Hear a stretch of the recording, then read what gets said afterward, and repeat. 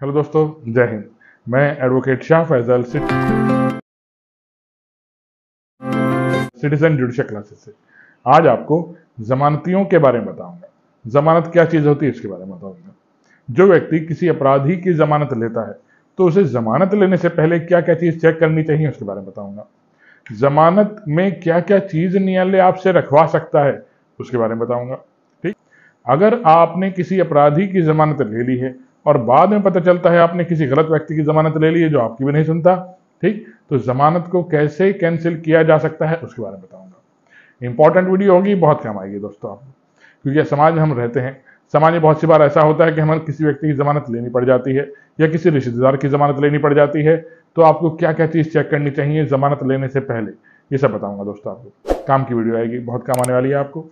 चलिए शुरू करता हूँ। देखिए, मेरी वीडियो शुरू करने से पहले हमेशा की तरह आपसे अपील, मेरी वीडियो को लाइक और सब्सक्राइब कीजिएगा दोस्तों। धन्यवाद। चलिए दोस्तों शुरू करता हूँ। देखिए, जमानत क्या चीज होती है पहले से समझते हैं।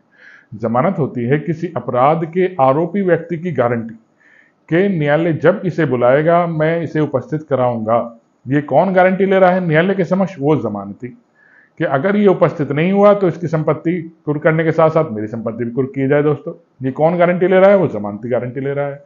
तो जमानती पे ऊपर ज्यादा दायित्व आ जाता है कि अगर अपराधी बाई चांस किसी कारणवश न्यायालय में उपस्थित नहीं होता तो जमानत कैंसिल होती है और जमानती को भी पकड़ा जाता है।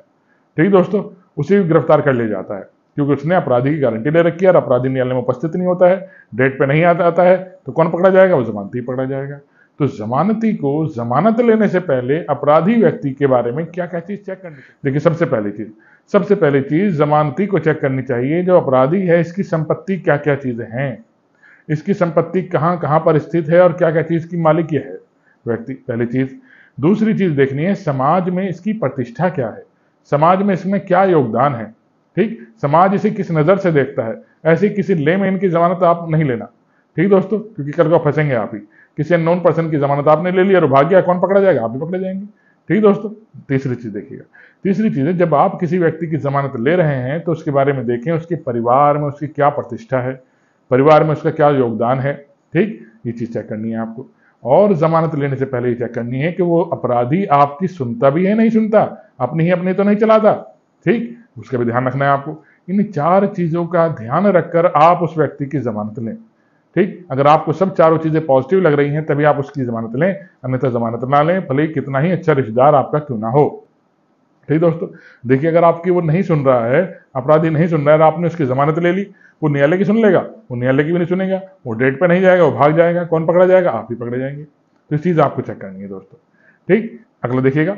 देखिए, जमानत में दो चीज होती है, एक होती है सिक्योरिटी, एक होता है श्योरिटी। अपराधी से न्यायालय सिक्योरिटी जमा करने के लिए भी कह सकता है और श्योरिटी लाने के लिए भी कह सकता है। श्योरिटी क्या होता है? प्रतिभूति। दूसरी क्या होती है? प्रतिभूति।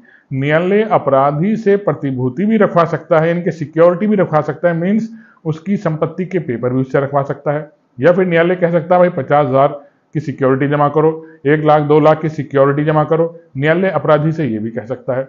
अपराधी के पास नहीं है तो अपराधी क्या करता है? जमानती ढूंढता फिरता है। तो जमानत की जब न्यायालय के समक्ष आता है तो न्यायालय जमानती से कहता है कि भाई आप भी अपनी संपत्ति के कुछ पेपर रखिए, गाड़ी के पेपर, मकान के पेपर, कुछ इस तरह के 2 लाख 3 लाख रुपए तक की सिक्योरिटी न्यायालय में जमा कीजिए, क्योंकि कल को अगर अपराधी नहीं आता तो कौन पकड़ा जाएगा? वो जमानती।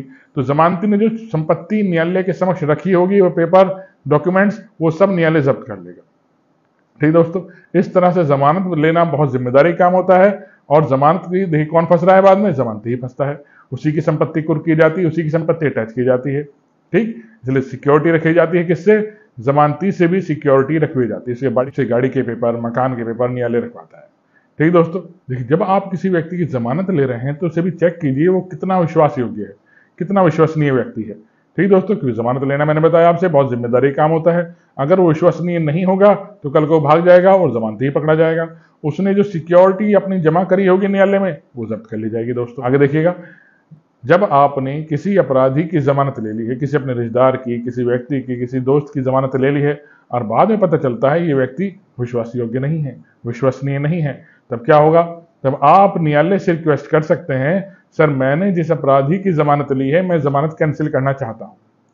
न्यायालय आपसे लेकिन यहां पर कारण पूछेगा, आप क्यों कैंसिल करना चाहते हैं? मान के चलिए आपने अपनी संपत्ति के पेपर न्यायालय के समक्ष रखे हैं। जब न्यायालय के समक्ष आपने अपनी संपत्ति के पेपर लगाए हैं तो आप उस संपत्ति को सेल नहीं कर सकते, विक्रय नहीं कर सकते। तब आप न्यायालय से रिक्वेस्ट कर सकते हैं, सर मुझे पैसे की आवश्यकता है और मैंने अपने मकान के पेपर, गाड़ी के पेपर आपके समक्ष लगा रखे हैं, अब मुझे बेचनी है गाड़ी या मकान बेचना है, मैं बेच नहीं पा रहा हूँ कि पेपर्स के पीछे लिखा जाता है बहुत सी बार ये संपत्ति जमानत के अधीन है, हाइपोथिकेशन के अधीन है। ठीक दोस्तों, तो इस संदर्भ में आपको क्या चाहिए, आप न्यायालय से रिक्वेस्ट कर सकते हैं कि मैं संपत्ति बेचना चाह रहा हूं, मुझे पैसे की आवश्यकता है और मैंने इस अपराधी की जमानत ले रखी है और मुझे वो जमानत अब कैंसिल करानी है। तो सीआरपीसी के सेक्शन 444, ठीक दोस्तों, उसमें आप अपनी जमानत कैंसिल करा सकते हैं। तो देखिए, भारतीय नागरिक सुरक्षा संहिता जो 1 जुलाई 2024 से लागू हो जाएगी पूरे देश के अंदर, उसके सेक्शन 491 में भी आप रिक्वेस्ट कर सकते हैं कि सर मैं अपनी जमानत जो मैंने किसी अपराधी की ले रखी है वो मैं कैंसिल कराना चाहता हूं।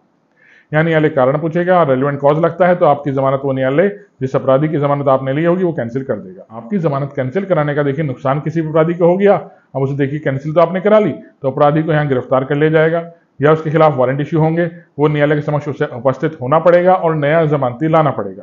अगर वो नया जमानती किसी कारणवश नहीं ला पाता है तो उसकी जमानत कैंसिल हो जाएगी और उसे गिरफ्तार कर लिया जाएगा। दोस्तों, ये पूरी प्रक्रिया होती है। अब देखिए, आपने किसी व्यक्ति की जमानत ले रखी है और वो न्यायालय में उपस्थित नहीं हो रहा है और उसे किसी कारणवश न्यायालय में उपस्थित नहीं हुआ तो आपके खिलाफ वारंट इश्यू हो जाएंगे क्योंकि आपने उसकी जमानत ले रखी है। लेकिन उसे न्यायालय जब वो हाजिर माफी की एप्लीकेशन भी लगाता है न्यायालय सामने, तो वहां न्यायालय की डिस्क्रिप्शन है कि उसे माफ करा जाए ना करा जाए। वो कारण बताकर कह सकता है, सर मेरा एक्सीडेंट हो गया था, मैं हॉस्पिटल में एडमिट था, इस कारणवश कौन, अपराधी, इस कारणवश मैं न्यायालय में उपस्थित नहीं हो पाया और आपने इस जमानती को पकड़ के रख लिया, आपने इस जमानती की संपत्ति जब्त कर ली। तो अपराधी भी न्यायालय से रिक्वेस्ट कर सकता है हाजिर माफी की एप्लीकेशन लगाकर। ठीक दोस्तों, अगली वीडियो जो मैं आपके लिए लेकर आऊंगा उसमें बताऊंगा जमानत किस स्टेज पर लगानी चाहिए। अपराधी को जमानत लेनी है तो जमानत उसे किस स्टेज पर डालनी चाहिए। अगर वो जेल में है तो जेल में किस संदर्भ में डालेगा और अगर बाहर के बाहर जमानत लेना चाहता है तो किस स्टेज पर उसे जमानत डालनी है, उसके बारे में बताऊंगा। इंपॉर्टेंट वीडियो होगी, वो भी बहुत कम आएगी। चलिए दोस्तों, धन्यवाद, जय हिंद।